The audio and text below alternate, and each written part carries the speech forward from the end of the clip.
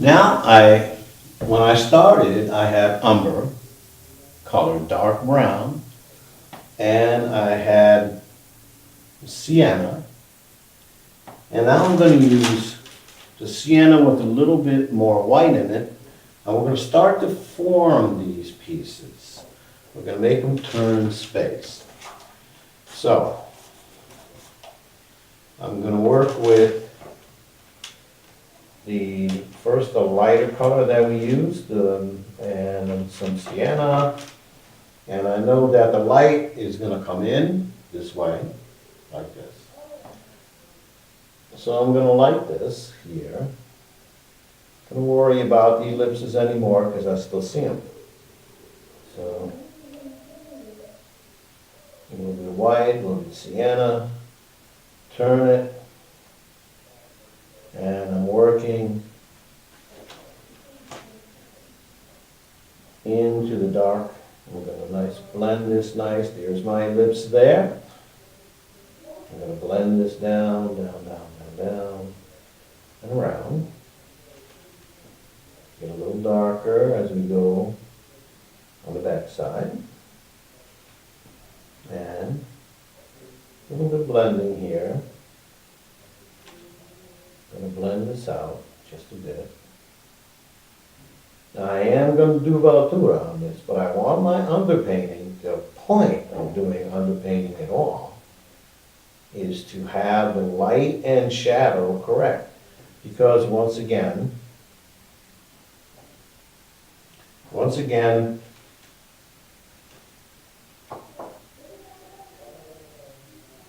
the point of an underpainting, the point of European style painting at all, is to have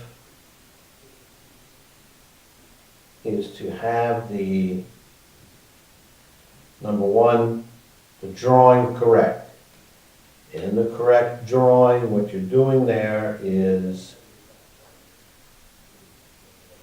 in the drawing, you're doing the proportionality, one item to the other, the perspective, which is very, very, very important, and the fact that you're, especially in the still life, that you're not trying to rewrite the laws of physics and make one item occupy, two items occupy the same space at the same time.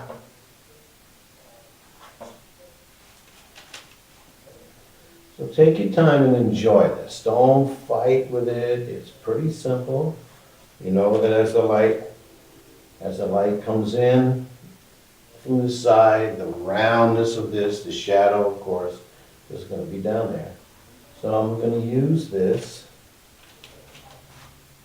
sienna. And as you can see, it's a different brown than the background because we used umbers in this background and so on.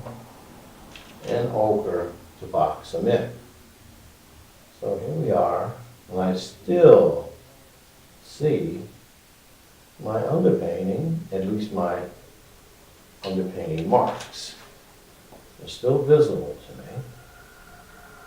So as I come around, I got a very nice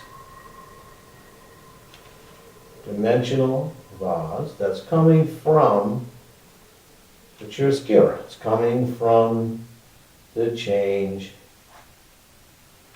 in the thing. It's coming from the change.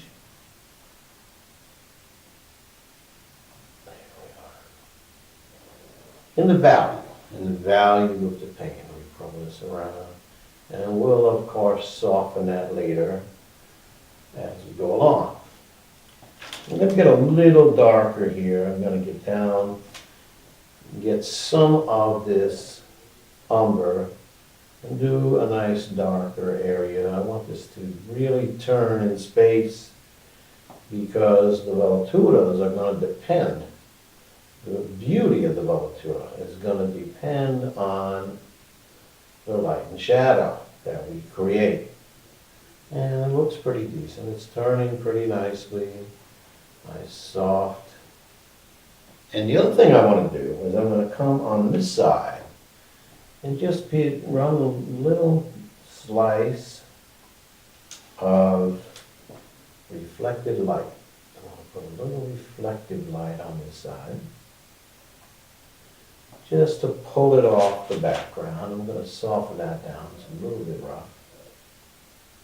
And here we are. A little more, once more. Okay.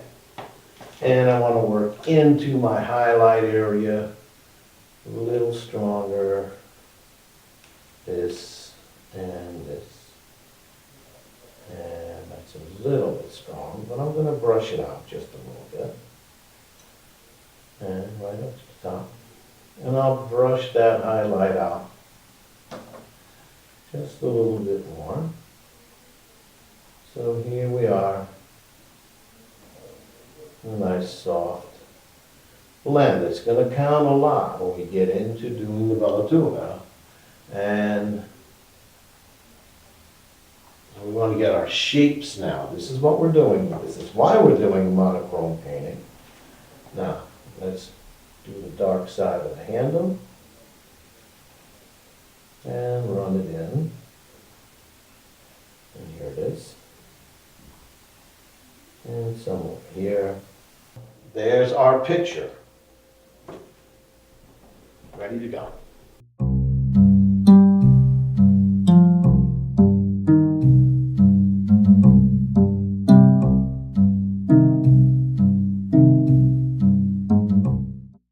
Because these items are smaller, I've added, so far I've used on the background, number 12 flat, and I used on our yellow outlines, I used the number 1 round, and now I'm going to add to these a number 4 flat, so that I can really get in and work these. I'm going to start with this middle size flat brush. And I'm going to do the same composition that I've done there. I'm going to start nice and light here. And don't forget the ellipse we want is in the back. And the same here. We want this ellipse here. And we're going to start to fill this in, block this in, very important, and work our way around. I used a little too much linseed on this brush, and so I want to paint a little thicker than I'm getting it. So if I want to have enough to blend it, I'm going to go in with some lighter here. And as you can see, as you work, the paint starts to get a little bit polluted, and that's okay too.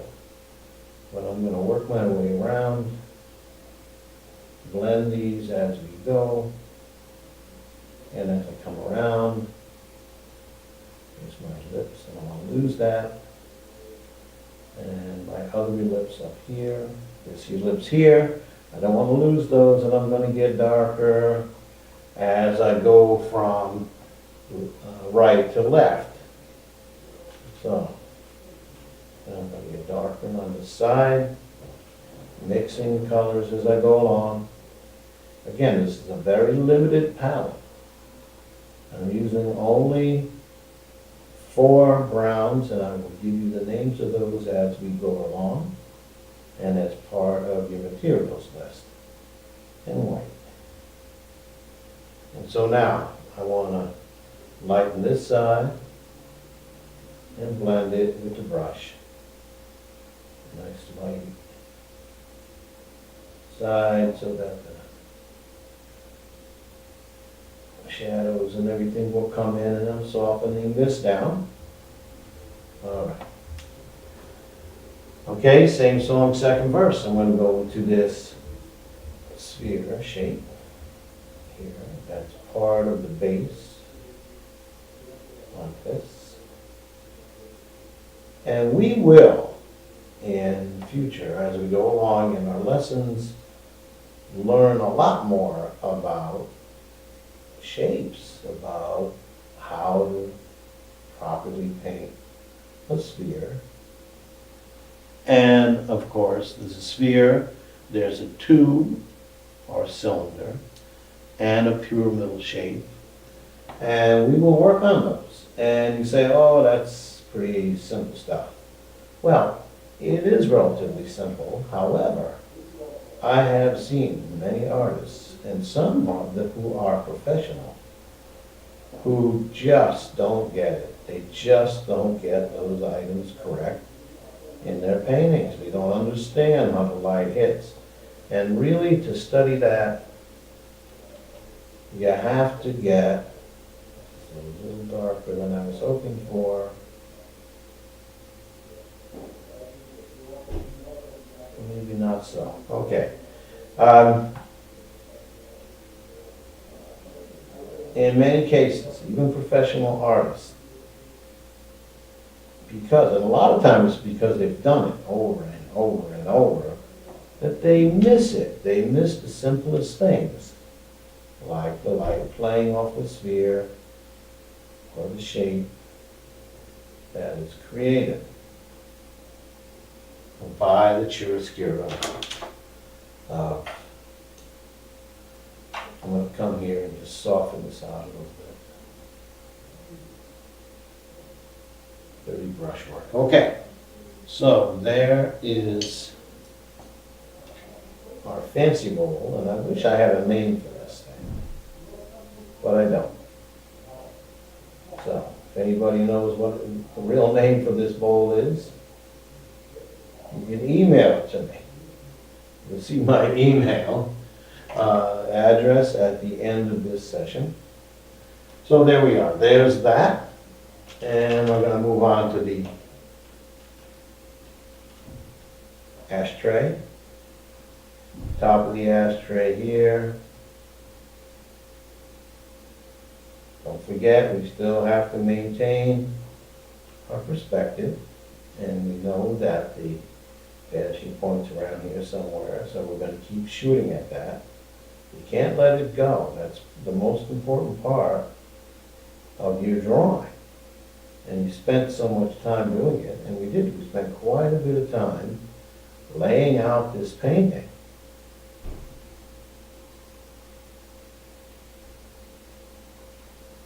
Okay. And there's that shape for that ashtray. Now the light's coming in again this way. And so we're going to light this side as the light comes in and hits it. Light this side of the ashtray. And again, it's like a slab. It's not like a slab, it is. Just basically a slab of marble. So I'm going to put the front of the box on, a little bit darker, and put the side over here. Again, got to work in the perspective. And here it is.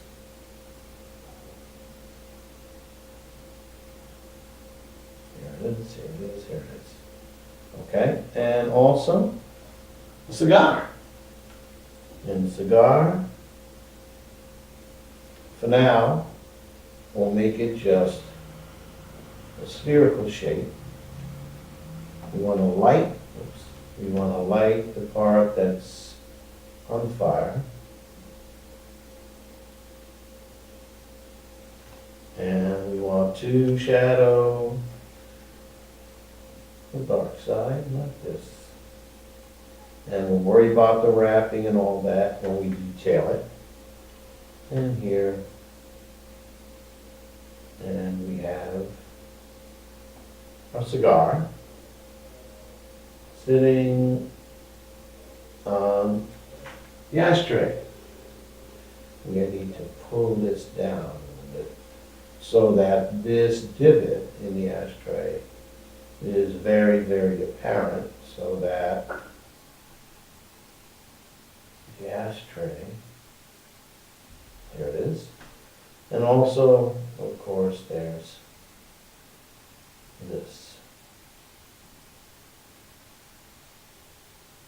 And there's one on that side. So that keeps the cigar more or less where it belongs, in the ashtray. All right, it's coming. Let's move over to the walnuts, which again are, I'm going to switch to my smaller brush. And I'm going to light it like the ashtray this way, up the ashtray. I'm going to light the walnut. I'm going to light it from this side, same way. Light's coming in, it's going to pop off the side like this. And of course, there's a shadow where the two pieces of the shell come together. There's a shadow. And we're going to light this side of the shell, make it a little darker because it's under. And we'll get a little darker as we turn. Corner. And the same on this side. Okay, the pieces are starting to come together. Once again, nice, you don't have to rush, but you do need to move along with this part of the painting. Here, and we'll light this side of the walnut. Once again, we'll shadow where the two pieces come together.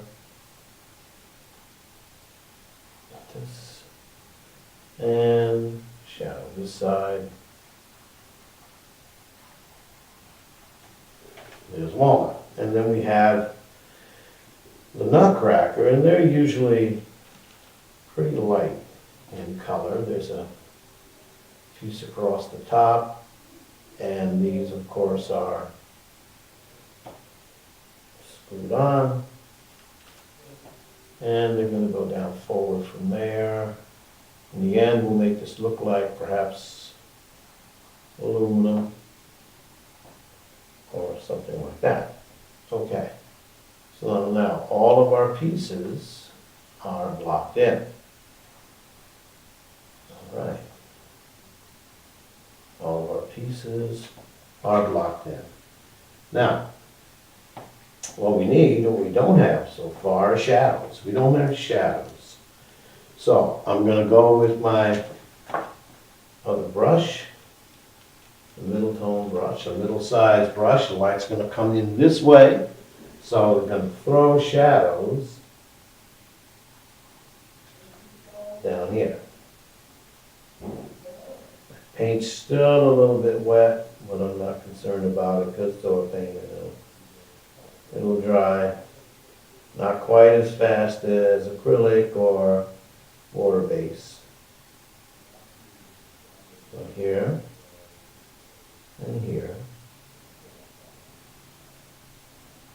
Okay. And this will also have a shadow. And it'll work its way around the back. There's a sphere, and that has a shadow also.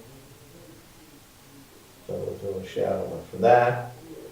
And then the top of the bowl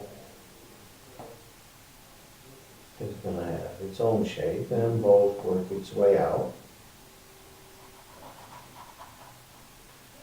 Keep it nice and dark here. We want a lot of contrast running across this table. And there it is. That. And move it there. Then we have to light each one of the walnuts, and their shadows are not quite as big, of course, but they still need to be just as dark. And another one here. And we're going to put a nice shadow in for the nutcracker like this. And a shadow over here for the nutcracker like that. Straighten this out. One more. one more shadow. That's going to be for the picture. Again, working out in the same direction. Now the picture has a turn, so the shadow will come out in front, work its way out, and that shape will throw its own shadow. And then again it goes up and turns out like this. So now we have a nice deep shadow for the picture. And our blocked in underpainting is there.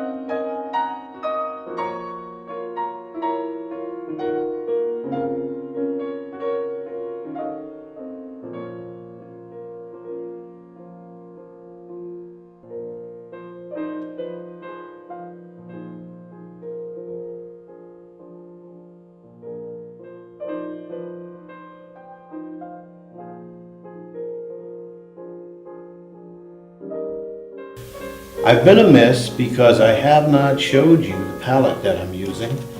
It's now that we're going into the velatura stage, we're going to put some very soft colors over our dried underpainting. And so we're going to use a yellow ochre here, and black and white. I'm sorry, yellow ochre, black, white, umber, burnt umber, vermilion, lemon yellow, and a dark Prussian blue. And that will be the palette we're going to use through the rest of this painting. Now I need to explain one thing to you. Oh, I'm sorry, also we'll use liquid. We're going to decide what colors we're going to use. And my thought for this, because this is an old-time, mannish type painting, still life, I thought I'd like to put in here, especially now around the holidays, maybe some cider, spiked cider, spiced cider.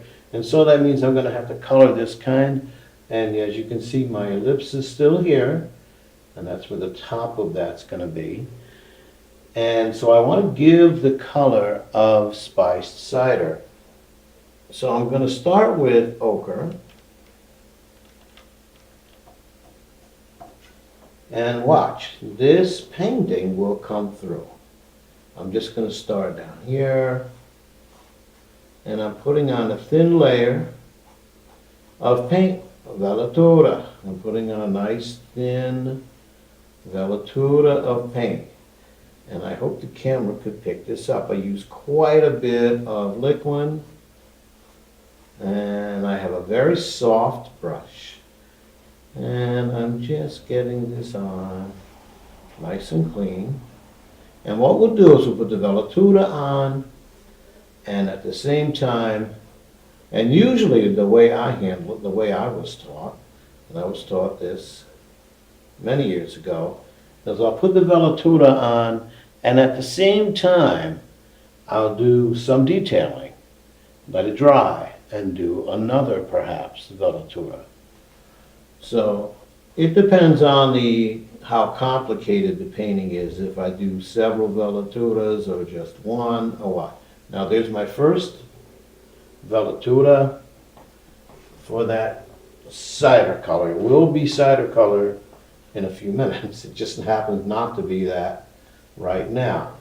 Now, that makes this, if I could see the cider through this, that means this is gonna be clear glass. If it's gonna be clear glass, we can definitely see the background through it.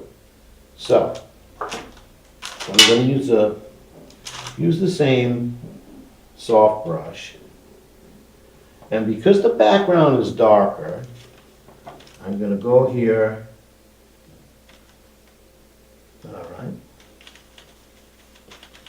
And quite a bit, I'm using here the umber. And I'm gonna do a very soft umber right to where my ellipse is. And I'm gonna put on a nice velatura, follow the underpainting, and here then. And I'm thinking that needs to be a little darker, so I think I will do that. I'll make it just a little darker, like this. And because when I do the detailing, I want to have enough darkness behind this to be able to show when a glass pitcher glass, or whatever it might be, a wine glass and so on, when you're doing, to make it appear, when you're doing an empty part of a glass, you will definitely see what's behind it. And all you really paint in the end, all you really detail, is the reflections. The reflections of the item, whatever it happens to be, in whatever direction it's coming. As you can see, my underpainting is still coming through. Here is my ellipse from our drawing way back. And it's starting to work for me. And here, nice soft brush, soft strokes. Okay, now, on this, I'm going to use the same umber and quite a bit of liquid on this. And I'm going to get this to turn in space. Just like that. And you can see the color now. I control the amount of pigment I put on, and by doing that, I can control the overall color presentation. Now I know that this is the dark side of the handle, so I'm going to go with more pigment and run that down and run it down here. My painting underneath is still coming through. Now you're going to see lots, maybe perhaps some dots and things of light. Don't worry about those, because when we, in the end, do our glazes, all of that will disappear. I have a student who's working on this same project, and in here she put what's called a trifle, an English trifle, and it's very beautiful. And so I'm going to steal that idea from her.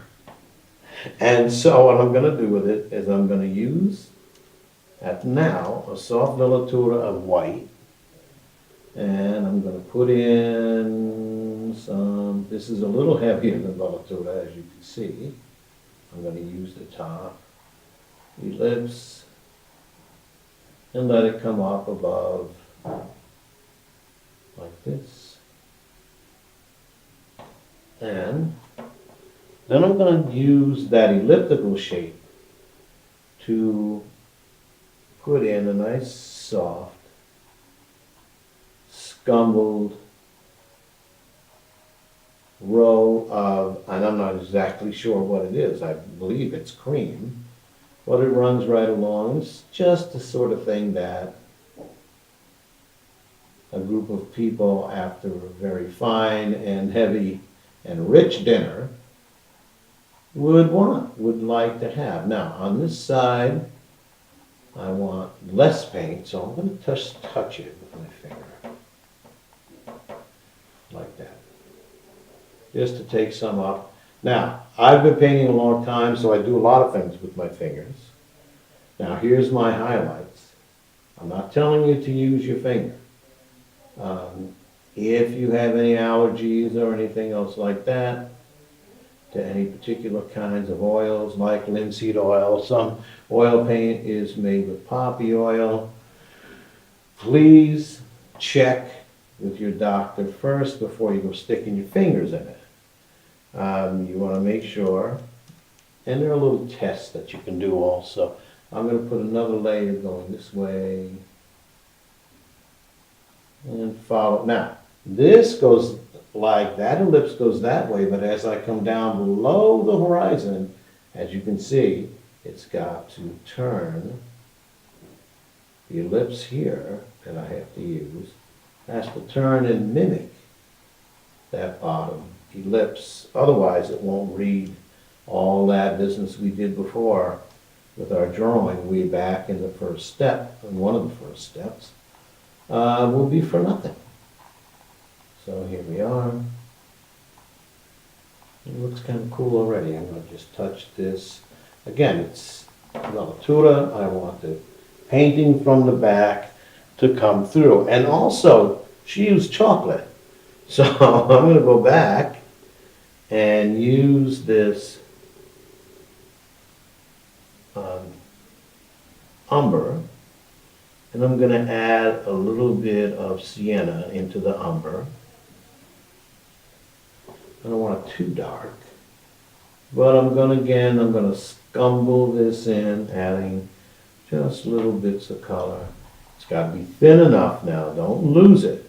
Don't make it so thick that you lose the painting underneath. Here. And I'll do it up here also. And now when I'm on the top, I got to make sure I work my top ellipse perfectly. And it kind of jumps around. This is a very simple, here we go. Now I'm not a baker, so I don't know exactly what's in this, but I think I remember having something like this in England not long ago, in London when we were there. But I think that was more cake than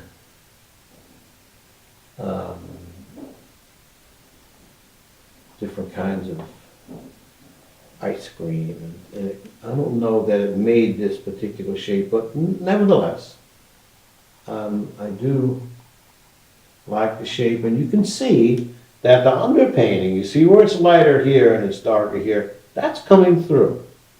That's helping me very much in making my project turn in space, and that's what we're looking for.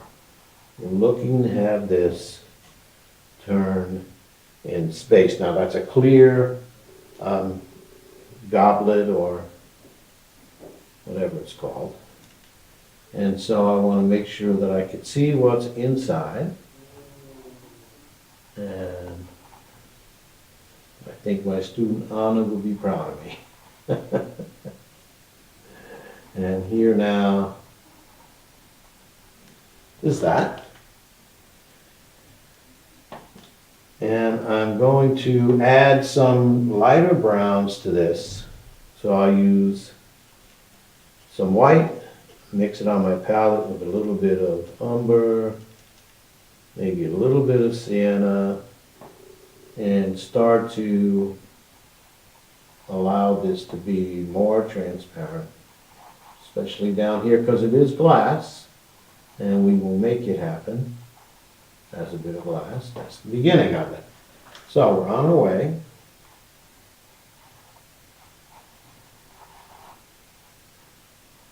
Now, as I said before, this ashtray was a piece of green marble. Very beautiful too. Feel like smoking. But I'm going to work the same nice soft brush. As you can see, the brush is very soft. And I'm gonna make some dark green. How do you make dark green? Of course, you use a little bit of black and quite a bit of yellow, and you'll get a nice deep forest green. Now, with that forest green, I'm gonna make a velatura. I'm gonna add some liquid to it, and you'll see that the, come on you, there you are. You'll see that the shape that we worked on, for the, there we go, for the ashtray with the light side, dark side, and all that will come through. I'm gonna light it a little more here.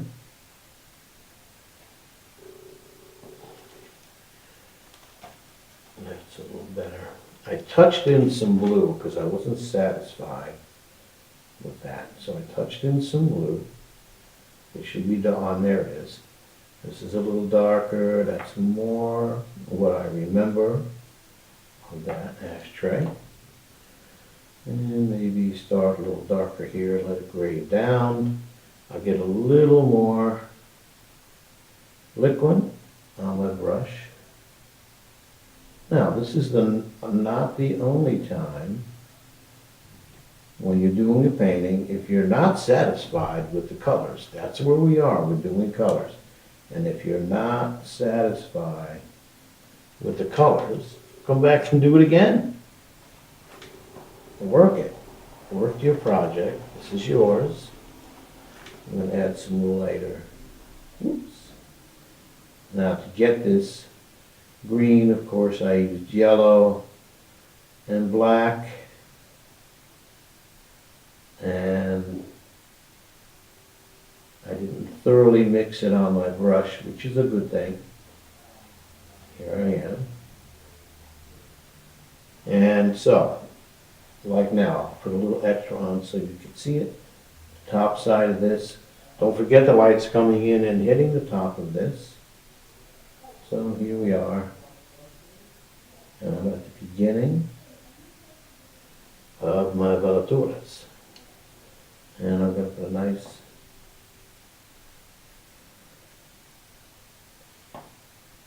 highlight, I think, here.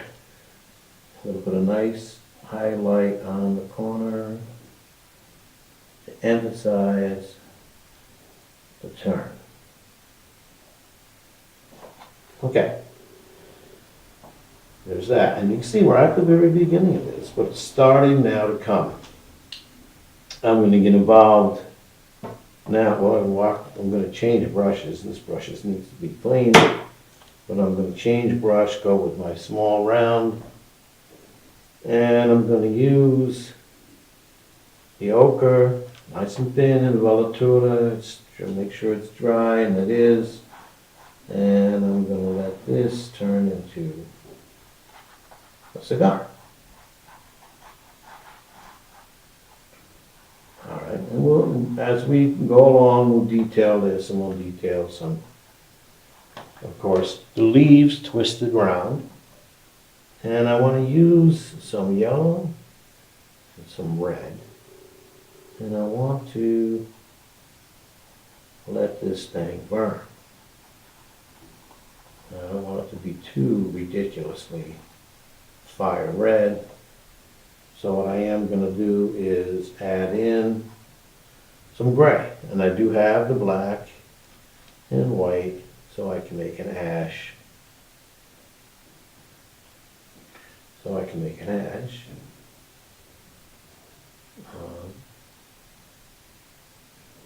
The end. And I'll throw a little extra white on that, because we're dying out, and there. And I want to light it a little more here. Come on, you. My paint's very stiff today. The weather has been horrific, especially for painting. So I'm gonna add in here some yellows, a little bit of white, so that we have the end. There it is. All right. And also along the edge where the paper is burning. I've got a little bit of white on here to that also. Okay. And I want to get the darker brown and let this twist. And of course, the wrapper on the cigar runs around this way, especially with a good Cuban cigar, and here also. And I'll make it a little darker here. And I'm going to make it relatively dark underneath, like a nice deep shadow. Okay. And a negative. All right, so we're starting, the colors are just now coming alive. I'm going to work on the walnuts. And so for the walnuts, I'll use a velatura of ochre, a little bit of liquid, a little bit of ochre paint, very similar to what's going on up there. And here, that, whoops, way too much. See, now if there's too much pigment on your velatura, you'll lose the underpainting like I just did there. No problem though, I can always pull it. And I'm going to do the same, add a little more liquid to this, do the same with this. That's better. And now I'm going to do just, and actually that needs a little white, doesn't it? It needs a little white in the ochre here and here. Okay. The nutcracker is kind of a silver color, so I'll mix up a gray and a little bit of liquid, and I'll start to cut in the nutcracker.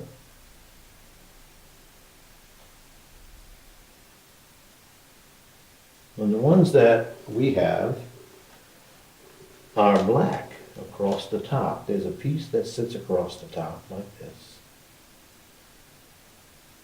And the hands that break the nuts are attached. So for now, that's more or less what it looks like. And I got my first velatura in, and I want to do something to the background before I move on.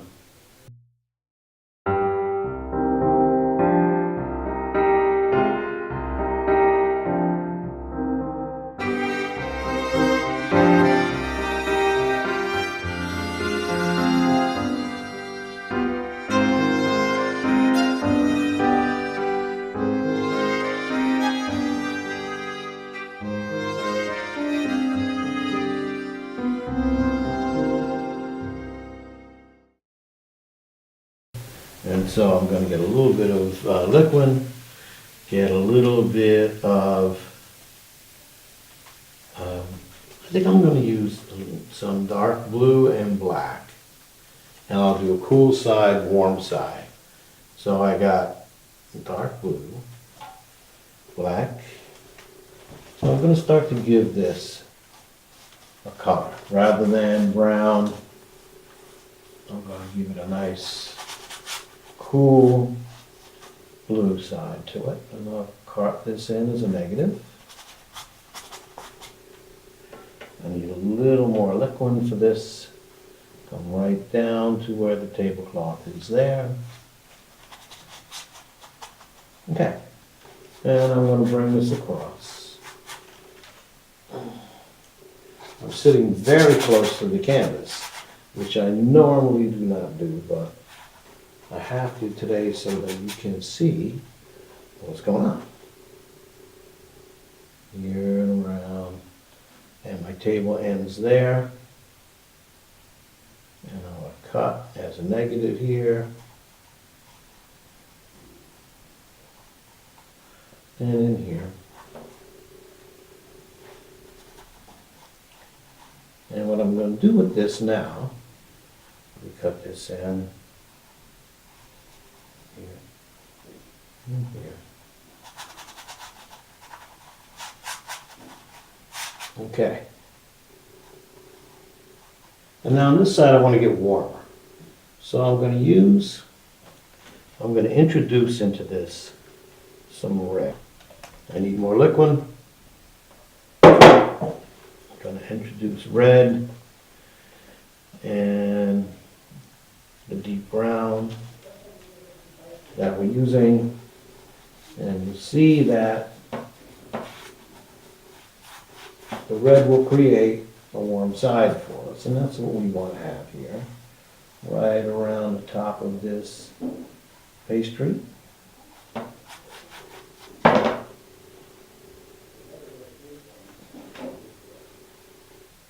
And again, it's just a very thin layer of pigment. Okay. Now when I glaze this, I will tame down this sharp red. Well, for now, I want to be able to see it. I want to be able to know what I'm doing. I'm going to straighten out my negative lines, and there it is. And there it is. Okay. There's that. One more thing I want to do today before I put this down. I want to use some very dark blue and black. Not too much liquid now, maybe no liquid at all, and I want to create these shadows, really lay those in. And so I'm going to do all the shadows the same way. Cut all of these in nice and clean. Same down here.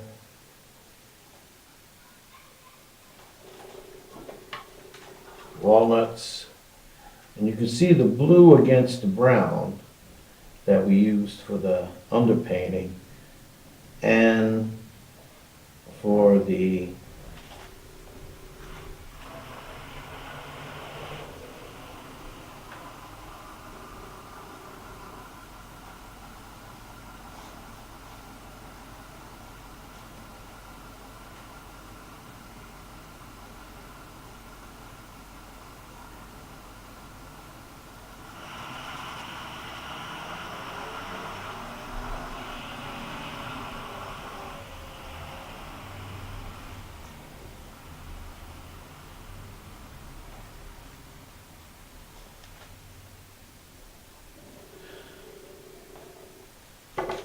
one more item before we stop for today and let it dry is I'm going to add in some white highlights.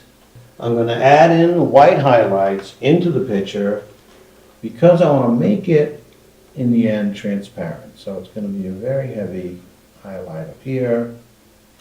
The highlight catch on the edge of that. Come down and down.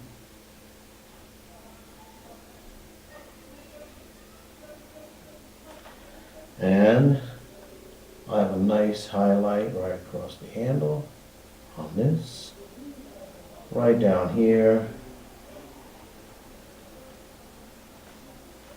And also, because again this is transparent, I want to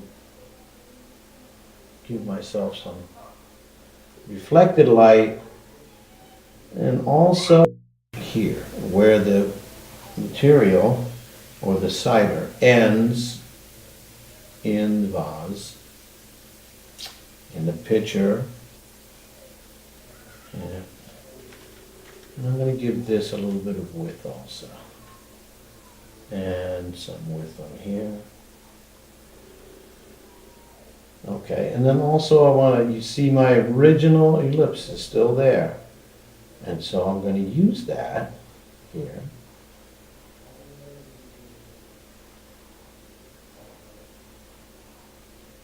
To make this transparent.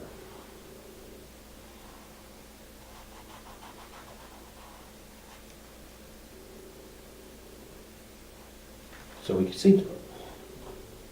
And I'll add a nice highlight here.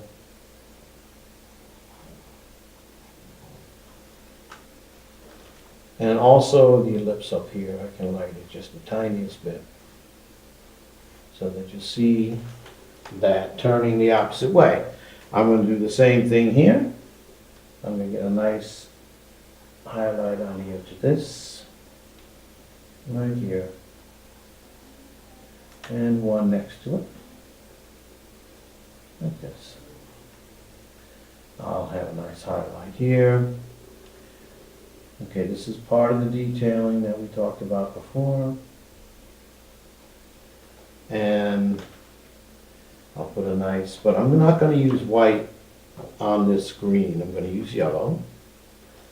And I'll catch a little highlight here. One right here where this turns. Okay, and right there, down this edge, down this edge. And I want to put a dark green, so I'm going to use the dark blue and a little bit of yellow and create a shadow as the cigar sits in it. And I'm going to stay with dark blue where the walnuts come together, because what I'm doing here is I'm doing, the blue is cool, of course, and the shell of walnut is warm, and it'll give me a nice contrast. And sometimes they have these little marks in them. And so, that's enough for this session. The next time we meet, this will dry. We'll do some more detailing. We got to color this properly. We need to put a thickness in for the picture, and then some very nice soft, also we'll do something with this tabletop, and some very soft glazes, and our composition will be complete.